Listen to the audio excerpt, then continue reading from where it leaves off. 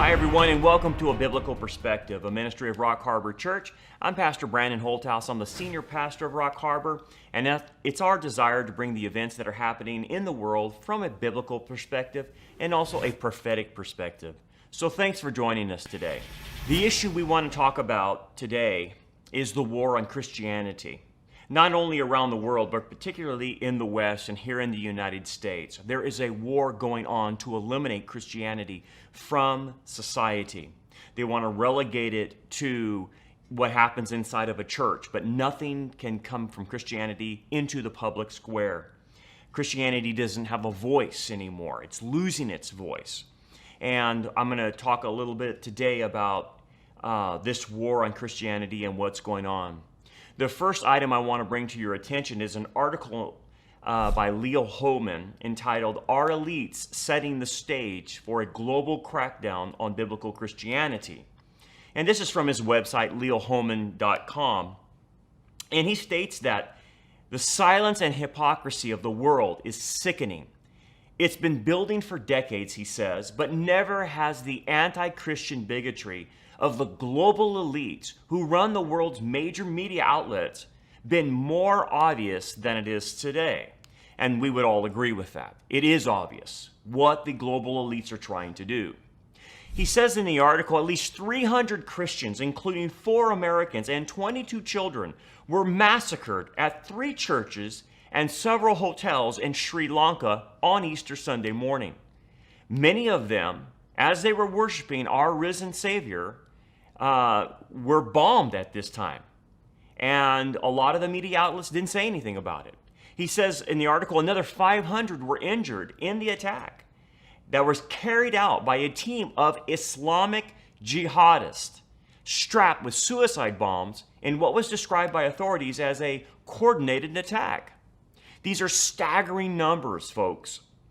Yet, he says, compare this to the world's response to the attack that happened on the 2 mosques in New Zealand last month, when a lone madman shot and killed 50 Muslims, if you recall that.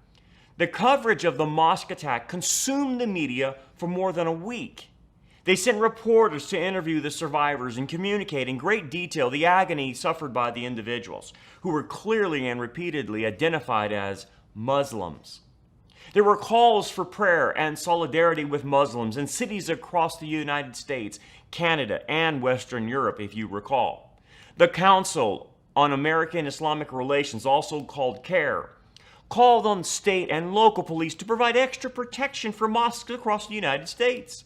Donations were even gathered up for families of the 50 Muslims who were murdered.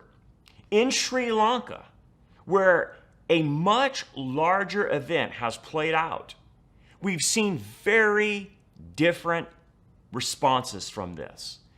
Different responses from corporate media and the leftist politicians that they adore. CARE and its Democratic allies screamed Islamophobia and white nationalism in regard to the New Zealand attack, but these same folks have largely avoided any reference to the 300 victims in Sri Lanka as Christians and downplays or ignores the Islamic connection with the perpetrators. In an article headlined, "Mystery Surrounds the Source of Sri Lanka Attacks," CNN national security reporter Peter Bergen called the terrorists religious extremists, but couldn't bring himself to pin it on Islamic terrorists, preferring instead to describe the attacks mainly in the context of Sri Lanka's past history of civil war. Never mind that it's a civil war that ended 10 years ago, so we don't know what he was talking about. Those attacked while sitting in their churches have been called foreigners or worshipers or victims or people of faith, but they refuse to use the term Christians. They, for some reason, won't use the word Christian. They won't identify them as Christians. That should be a red flag. But I want you to notice what even Barack Obama said in a tweet. He said about these attacks, the attacks on tourists, and he calls them Easter worshipers, not Christians, in Sri Lanka, or an attack on humanity, On a day devoted to love, redemption, and renewal, we pray for the victims and stand with the people of Sri Lanka. Look what Hillary Clinton said on her Twitter feed. On this holy weekend for many faiths, we must stand united against hatred and violence. I'm praying for everyone affected by today's horrific attacks on Easter worshipers. Notice what she said, same thing as Obama, Easter worshipers and travelers.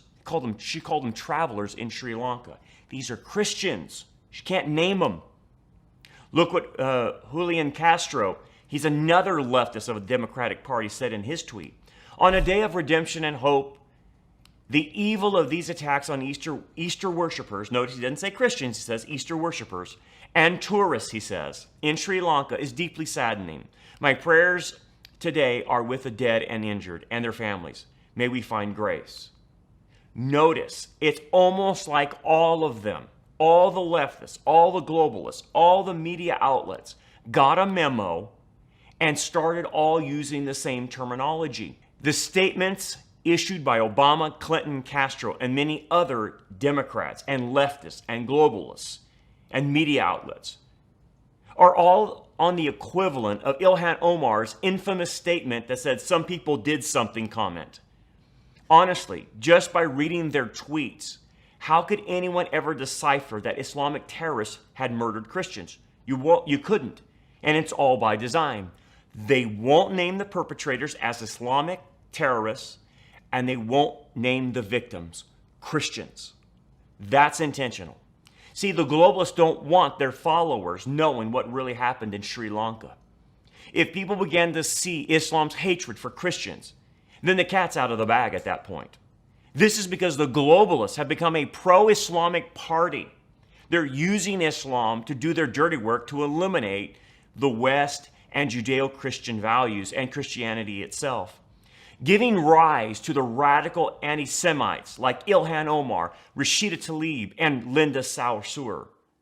Holman in his article goes on and continues, and he says, there have been no candlelight vigils and around-the-clock reporting on this massacre by cable network news like they did for what happened in New Zealand. But words matter. Actions matter. When national and international leaders speak, we must pay attention because their relative silence also speaks loudly. Leo Holman believes that they are laying the foundation for a global crackdown on Christianity. I believe it, and many of you do too. A crackdown that is already underway in countries that we have seen, like in China, like in France and Germany, Nigeria, Pakistan, Egypt, the Philippines, Malaysia, and Indonesia. There is already a crackdown starting in these places, and it's starting to happen in the United States. As Holman points out, the same Christophobic war on Christianity will arrive soon at a city near you. Soft persecution has already caused conservative U.S. Christians to lose jobs and to be passed over for promotions simply because they are pro-life, or they believe in the sanctity of marriage between a man and a woman, or stand against creeping Sharia in their community. This soft persecution will turn hard soon enough. For a preview of what's coming, take a look across the big pond at formerly free countries like France and Germany, who are cracking down on Christianity and free speech. Churches are desecrated there every day in Europe. Pastors are attacked in Europe constantly. The real story was Christians in Sri Lanka were hit with a massive, well-coordinated Islamic attack Sunday as they celebrated Easter. About 24 Islamic terrorists have now been arrested.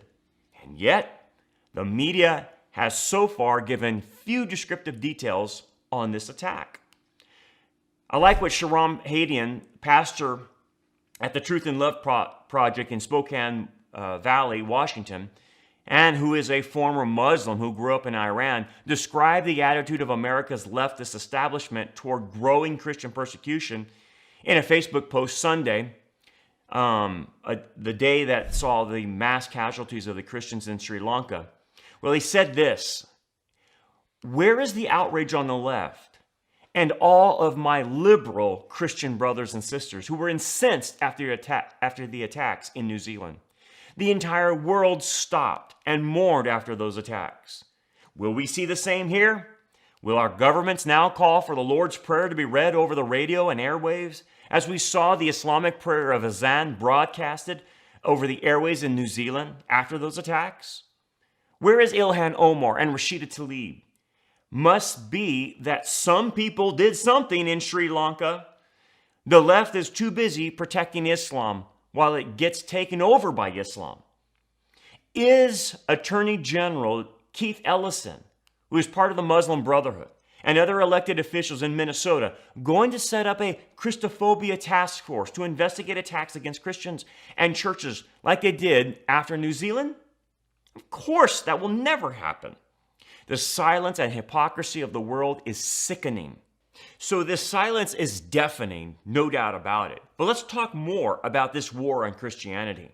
ProphecyNewsWatch.com has reported in an article entitled "Another Christian Fired from a Job After Pro-Bible Posts on Personal Facebook Page." Well, Prophecy Newswatch reports that Christians are slowly waking up to the fact that there is no such thing as privacy, and any comments in the public realm that don't line up with the status quo could get them fired, including anything they put on their personal Facebook page. In numerous cases, personal opinions and political speech on Facebook and other social media outlets are being used to persecute Christians for their beliefs. Christian opposition to same-sex marriage, abortion, and other sins is being cited as hate speech now. In an increasing attack on Christian values and the developed world, our freedoms that we have as Christians, our ability to say something's wrong, is now being considered hate speech. Well, let's look at the latest example of this. The latest example is Christy Higgs of Fairford in the United Kingdom, who posted opposition on her personal Facebook page to teaching about homosexuality and transgenderism in the nation's schools.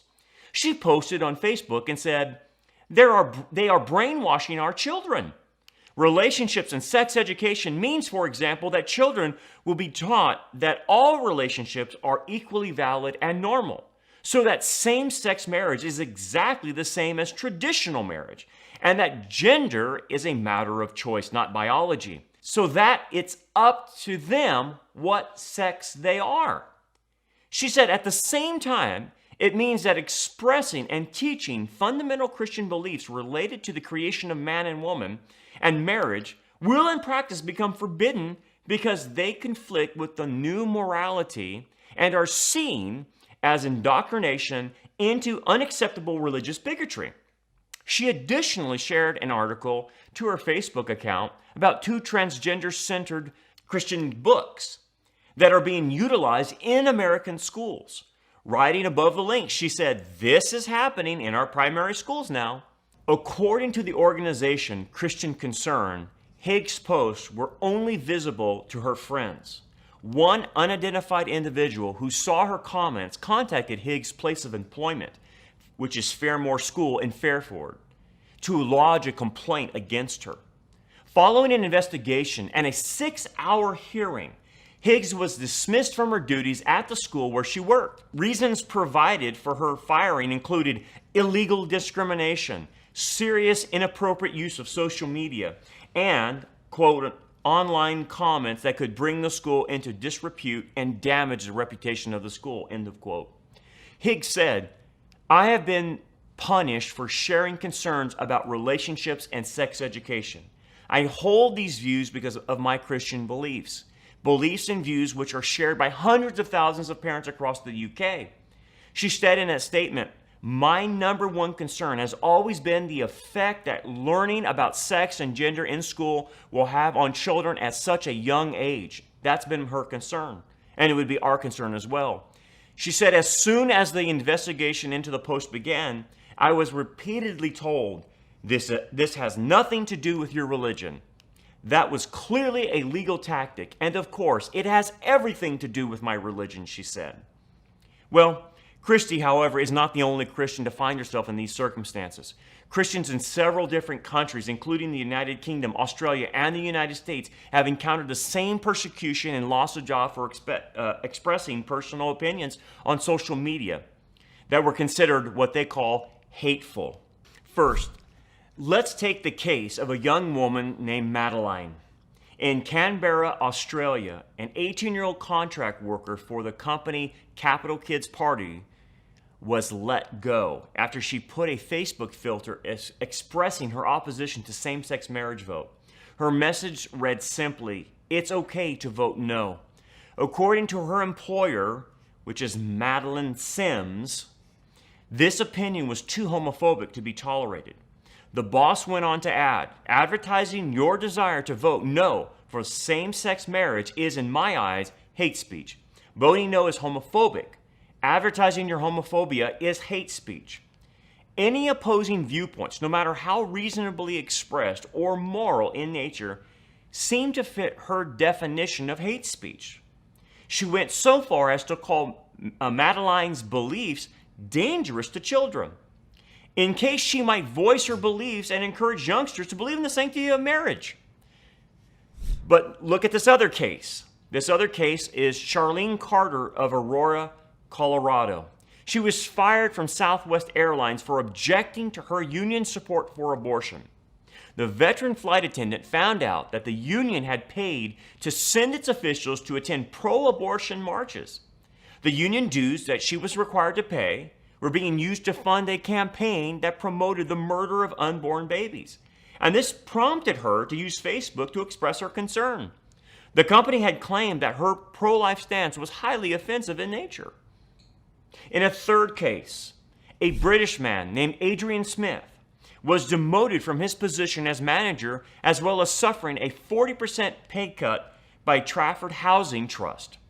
He had posted on Facebook that gay weddings in churches were an equality too far. Incredibly, Smith had expressed his support for civil unions and that the government could define marriage as a civil contract to include same-sex unions. But he simply opposed the imposition of homosexual marriages in the church. The case began on Facebook when Smith linked on Facebook to a BBC News article entitled "Gay Church Marriages Get the Go-Ahead." After linking to the article on his Facebook profile, he added the simple comment, "An equality too far." Because he had 45 of his work colleagues as friends on his Facebook profile, his employer considered the post a public statement and took action against him. Smith's lawyer said in court that if someone expresses a lawful opinion outside of work, the fact that there is risk to some people and that some people might be offended by it, such risks always exist. But now the risk is that Christian views held outside of work are grounds for demotion and even termination now. In a fourth case, the war on Christianity, Felix Nagol, who attended Sheffield University in Manchester, England, was removed from a university program after a Facebook discussion in which he expressed his Christian beliefs. Once again, the opinion that marriage should be between a man and a woman, writing that same-sex marriage is a sin, whether we like it or not, it is God's words and man's sentiments will not change his words that he wrote. Nagol, who was a second-year master's student studying to be a social worker, then became the subject of a fitness to practice hearing, as he was advised that he may have caused offense to some individuals and had transgressed boundaries which are not deemed appropriate for someone entering into the social work profession. Following additional meetings, the Sheffield Committee concluded that Nagol's beliefs would negatively affect his ability to carry out a role as a social worker, and was consequently advised that he was excluded from further study on a program leading to professional qualification. The school recently informed Nagol that he is no longer recognized as a university student. Felix appealed the decision, arguing that this will effectively rule whether biblical beliefs about sexuality, marriage, and family are a bar to public office. Felix lost his appeal before the Royal Courts of Justice. And sadly, Felix is another in a long line of Christian casualties, men and women, who have been pushed out of public service because of their Christian beliefs. Folks, the war on Christianity is happening not only around the world in the public offices and in the public squares, but it's happening right in the churches as well. According to prophecynewswatch.com, as America's moral foundations literally collapse in front of our eyes, a large percentage of our pastors in churches are afraid to speak out about controversial topics because they might offend someone in their congregation. Most U.S. churches are shrinking. That's across the board. And more than 100 die every week. In a day and age where pastors are judged by attendance numbers and budget levels, scaring people away is bad for business. With all this in mind, the results from a recent Barna survey shouldn't surprise any of us at all. Barna looked at things and they said they wanted to know if pastors felt limited or pressured when it comes to speaking about controversial topics. Half of the Christian pastors say they frequently or occasionally feel limited in their ability to speak out on moral and social issues because people will take offense. The other half of pastors say they only rarely or never feel limited in this way. When asked to identify the source of the concerns, pastors are much more likely to say that they feel limited by those inside the church than those outside the church. In other words, the reactions of those in the pews are most on the minds of today's pastors. That's crazy, but that's the reality of things. And remember, these numbers just show the percentage of pastors that are willing to admit that they're afraid to speak out about controversial issues. In reality, the percentage of U.S. pastors that actually hit the hard issues on a consistent basis is exceedingly low. Not offending people is obviously a strategy that can work and does work. And that's why it's employed. Because many of America's largest churches today are pathetically shallow. In fact, one of America's most famous pastors absolutely refuses even to use the word sin because it might offend somebody. The church business has become all about making people feel good. And in this type of spiritual environment, even Kanye West can start a church. And yes, he started a church. So imagine stumbling into Kanye West's church, and this is something you've never seen on a Sunday morning. As you approach, you hear rapper DMX praying, "I have special privileges. I am God's favorite child." Imagine that. In the front, there sits Katy Perry and Orlando Bloom, who were both raised Christian, but now consider themselves spiritual. The prayer ends, and a gospel choir in matching Yeezy merchandise belts out rapper Kid Cudi's "Reborn." Presiding over all of this is Kanye West. And this isn't a dream. Kanye reportedly started his own church on the first Sunday of this year, and since then, he's been attracting celebrities to his entertaining, religion-laced gatherings. I know that sounds crazy, but it's real. This is what's going on. And overall, the institutional church in America is failing to influence the culture because pastors are deathly afraid of scaring their customers away. That's what it's about. When a pastor hits the hard issues, it thins out the crowd. People in churches have become snowflakes. They can't take the truth anymore. And so they criticize the pastor, they criticize the church for being too intolerant, too judgmental, too critical, too hard, and not having grace, not having mercy, not having compassion. It's baloney, folks. These pastors are afraid of losing people. They want their money and they want the head count. That's what this is happening. This is what is happening in America throughout all the churches. There is a remnant of churches that are doing the right thing. But their crowds are thinned out because they only have people who love the truth. Because if you don't love the truth and you don't like to hear the hard controversial issues like abortion, like gay marriage, like the issue of Israel, they will flee.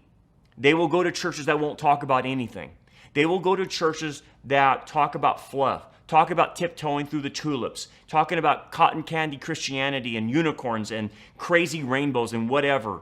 And I know I'm exaggerating, but this is the kind of nonsense that comes from the pulpits. And they buy it because you know why?